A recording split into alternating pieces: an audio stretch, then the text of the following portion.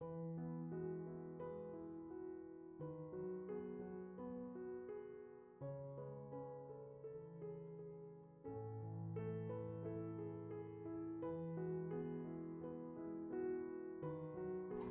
दशामा।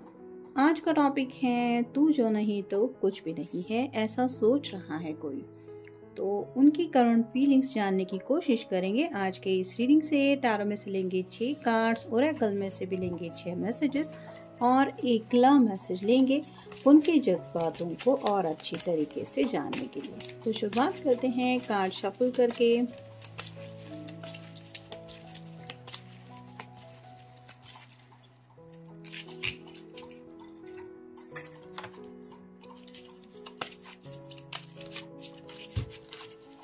सभी राशियों के लिए ये रीडिंग है, तो आपकी कोई भी राशि हो आप ये रीडिंग देख सकते हैं।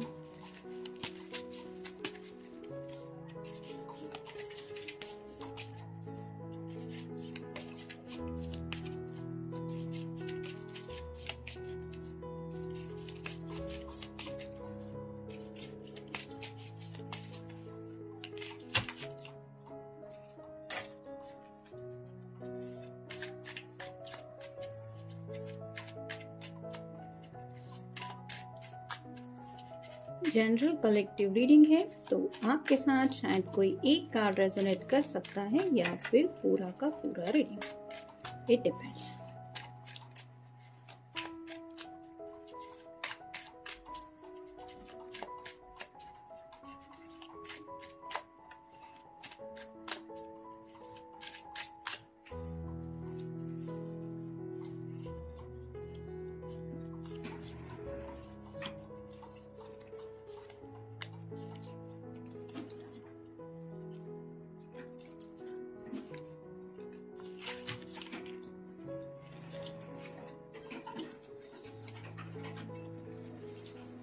शुरुआत करेंगे हम टैरो से।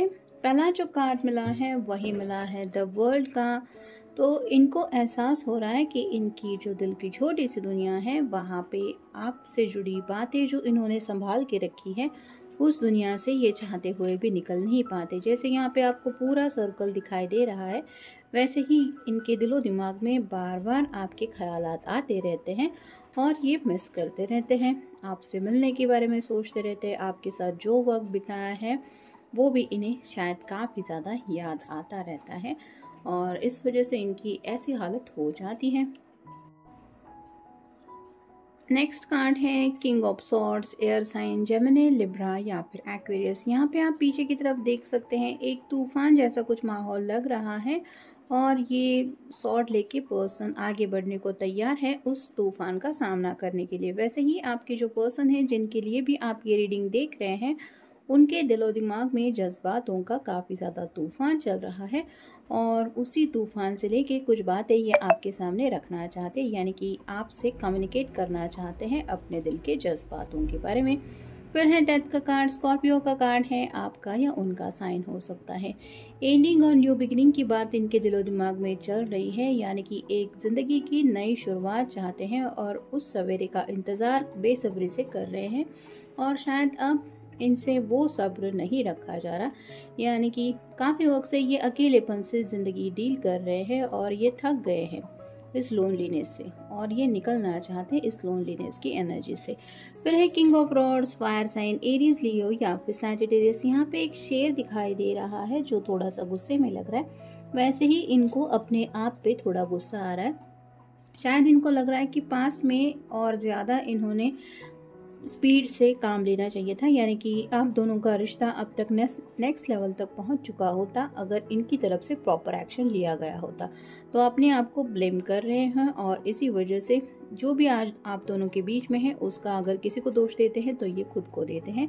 और वैट रिप्रेजेंट करता है एक्शन को भी, तो अब ये स्पीड के साथ ज़िंदगी में आगे बढ़ना चाहते हैं अपने पैशन की तरफ, यानी कि आपको अगर पैशनेटली ये सोचते हैं तो अब ये और इंतज़ार करने के मूड में नहीं है। फिर है द मून का कार्ड, पाइसेस का कार्ड है, आपका या उनका साइन हो सकता है।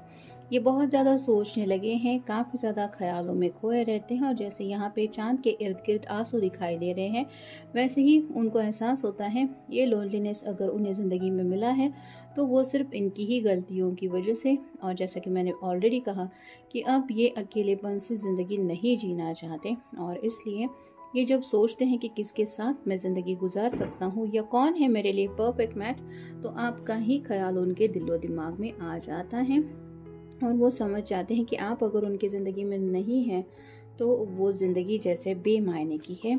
नेक्स्ट है क्वीन ऑफ सॉर्ड्स। तो यहाँ पे तो आप दोनों एक दूसरे के बिल्कुल अपोजिट हैं। एक है किंग ऑफ रॉड, यानी कि जिसके अंदर थोड़ा गुस्सा है, जो बहुत एग्रेसिव रहता है, और दूसरा है क्वीन ऑफ सॉर्ड्स, जिसको क्लियर कम्युनिकेशन करना पसंद है। तो शायद आपकी बातें टू द पॉइंट होती होगी, यानी कि आपको पता है एग्जैक्टली आपको ज़िंदगी में क्या चाहिए और आप उसी दिशा में आगे बढ़ते रहते हैं या बढ़ती रहती है। लेकिन इस पर्सन का ऐसा नहीं, कई बार ख्यालों में खो के ये कुछ गलत फैसले ले लेते हैं, जिसकी वजह से मे बी आप कह सकते लोग इनसे इतना ज़्यादा बातचीत भी नहीं करते, क्योंकि इस पर्सन को थोड़ा गुस्सा वगैरह ज़्यादा आता होगा। तो अब तो हालत ये हो रही है कि इन्हें खुद के ऊपर ही गुस्सा आ रहा है, और ये चाहते हैं कि आप अगर उनसे नाराज़ भी हैं तो उस नाराज़गी को छोड़ के आप उनसे बातें करें। यानी कि कुछ लोगों के बीच में शायद नो कॉन्टैक्ट जोन चल रहा है और ये मिस कर रहे हैं आपकी बातों को। नेक्स्ट है बर्डन। तो जैसे जज्बातों का काफ़ी ज़्यादा बर्डन इनको फील हो रहा है। अब जो जज्बात है उनको ये हैंडल नहीं कर पा रहे, यानी कि सामने से अब इन्हें वो बातें आपसे कहनी पड़ेगी जो तूफ़ान इनके दिलो दिमाग में चल रहा है। फिर है मैसेजेस। तो आप दोनों के बीच में शायद कम्युनिकेशन होता है कॉल से ज़्यादा मैसेजेस के थ्रू, और उन्हीं मैसेजेस का इन्हें इंतज़ार है जो शायद मैसेज उनको नहीं मिल रहे हैं। हो सकता है कोई किसी के ऊपर नाराज़ है जिस वजह से ये कम्युनिकेशन नहीं हो पा रहा, और अब इन्हें समझ में आ रहा है कि आपका मैसेज भी इनको इतना ज़्यादा तड़पा देता है कि उस मैसेज की राह देखते देखते इनको समझ में आ गया है कि आप अगर उनकी ज़िंदगी में नहीं है तो इनकी ज़िंदगी क्या है। फिर है थिंकिंग प्रोसेस। जैसा कि इस कार्ड में भी हमने देखा, काफ़ी ज़्यादा सोच विचार चल रहा है। ऐसा क्यों हुआ, मेरी तरफ से क्या गलत एक्शन हुआ, या फिर इन्हें क्या करना चाहिए, कैसे आपको मनाना चाहिए, ये भी वो सोच रहे हैं। फिर है मूव ऑन। जैसा कि स्कॉर्पियो का कार्ड हमें मिला है, एंडिंग और न्यू बिगनिंग की बात चल रही है। तो ज़िंदगी में आपके साथ मूव ऑन होना चाहते हैं, यानी कि आपकी तरफ भी आना चाहते हैं, और साथ ही साथ आपका साथ पा के ज़िंदगी में आगे बढ़ना चाहते हैं। फिर है मीटिंग। कुछ लोगों के दिलो दिमाग में चल रहा है कि काफ़ी वक्त से शायद आप दोनों एक दूसरे से मिले नहीं हैं, और ये चाहते हैं कोई अगर किसी के ऊपर नाराज़ है तो वो नाराज़गी दूर करने के लिए सबसे बेस्ट ऑप्शन रहेगा पर्सनल मीटिंग करके, यानी कि आपसे रूबरू मिल के सब बातें डिस्कस करना चाहते हैं, अपनी हालत बताना चाहते हैं, आपकी भी खबर लेना चाहते हैं, और कहीं ना कहीं आपको मना के एक ज़िंदगी की शुरुआत करना चाहते हैं। और फाइनल कार्ड है एक्स।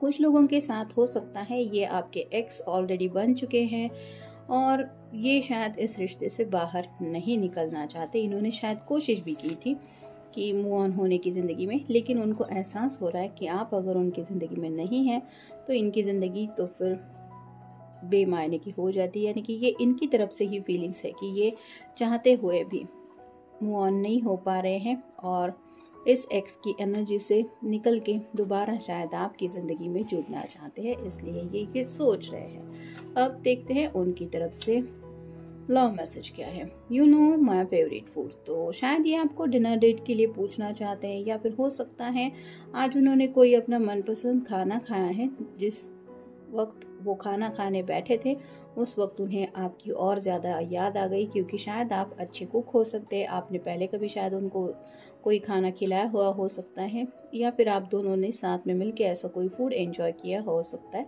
जिसकी वजह से उनकी मेमोरीज ट्रिगर हो गई और उन्हें आपकी बहुत ज़्यादा याद आ गई। यानी कि सामने वो खाना तो था लेकिन मन लगा कि वो खाना नहीं खा पाए, इतनी ज़्यादा आपकी यादों में ये खो गए थे, और तब उन्हें एहसास हो गया कि उनका दिल असलियत में सोचता क्या है आपको लेके। तो ये था आज का रीडिंग, जनरल रीडिंग है, आपके साथ जितना रेजोनेट हो उतना ले लीजिए। मिलेंगे नेक्स्ट रीडिंग में।